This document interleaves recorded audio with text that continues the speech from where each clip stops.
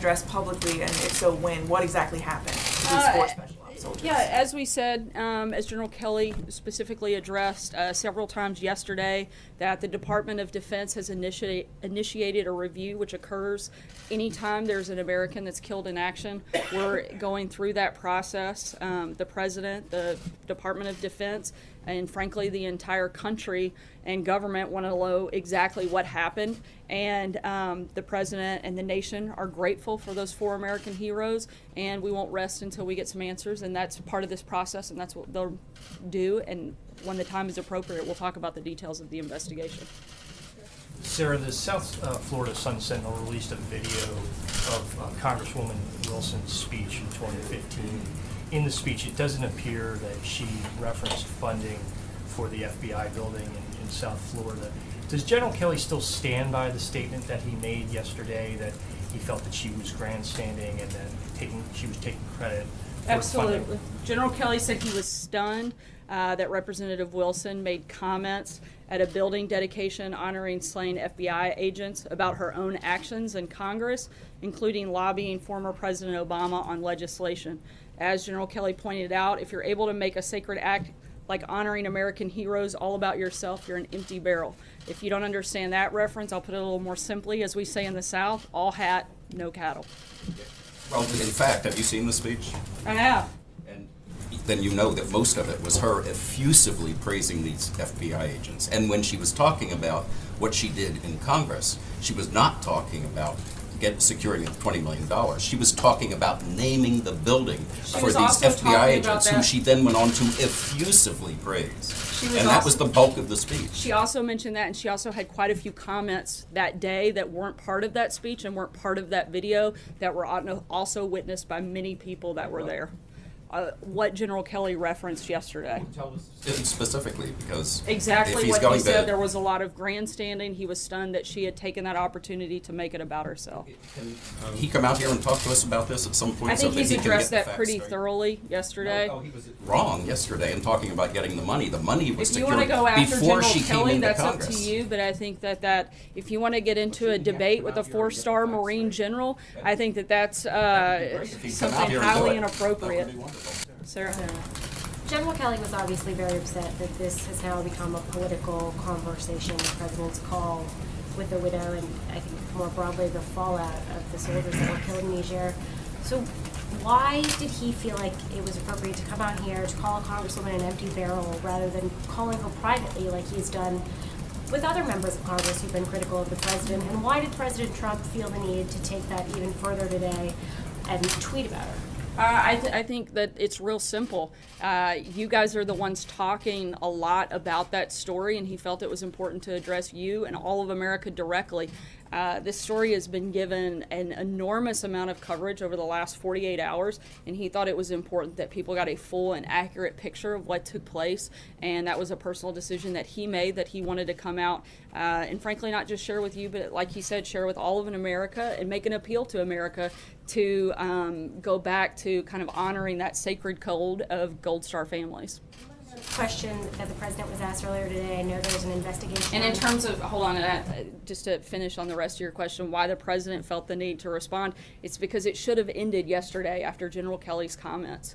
But it didn't. It continued, and it's still continuing today. It's still the bulk of the coverage on most every TV you turn on, in most every newspaper that you open up today, and the president responded to those continued accusations and continued mischaracterizations of his comments. Go ahead. Thank you, Sarah. When President Trump spoke at the CIA building in January in front of the stars of 117 CIA agents who had fallen and been killed in the line of duty, he talked about a number of different things, including a lot about himself. He talked about the fake news attacking him. He talked about the MLK bus and the controversy over that. He talked about the crowd size at the That wasn't an event set to memorialize those individuals. That was a celebration talking about the transfer of power. It's two very different events. If you look at the president's comments at events like the 9/11 ceremony earlier this year, those were very somber. Those were focused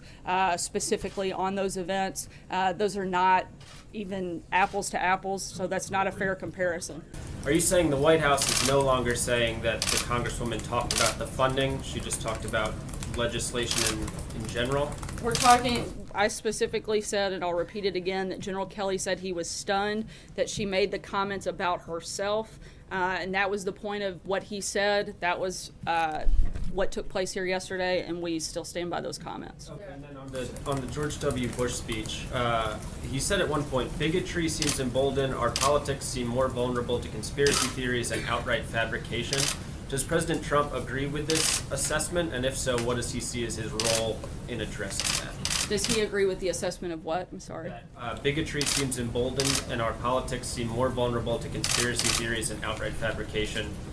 Those were former President Bush's words. I think if anybody is pushing a lot of fabricated things right now, I think most of that would be coming from the news media, and we would certainly agree with that sentiment. David? What about the bigotry? I'm sorry, I've called on David. Sarah, given President Bush's comments yesterday that were asked about, in general, does the White House feel it's appropriate for past presidents to be critical of the sitting president? And when was the last time President Trump spoke to President Bush? I'm not sure the last time they spoke, but our understanding is that those comments were not directed towards the president. And in fact, when these two individuals, both past presidents, have criticized the president, they've done so by name, and very rarely do it without being pretty direct, as both of them tend to be. So we'll take them at their word that these actions and comments weren't directed towards the president. Sarah, thanks. On Niger, a senior congressional aide who was briefed on the matter said that there is an indication that there was a massive intelligence failure. Is that the assessment of the White House? Once again, as I just told Sarah, we're going to wait until that review is complete by the Department of Defense, and we'll answer those questions at that time.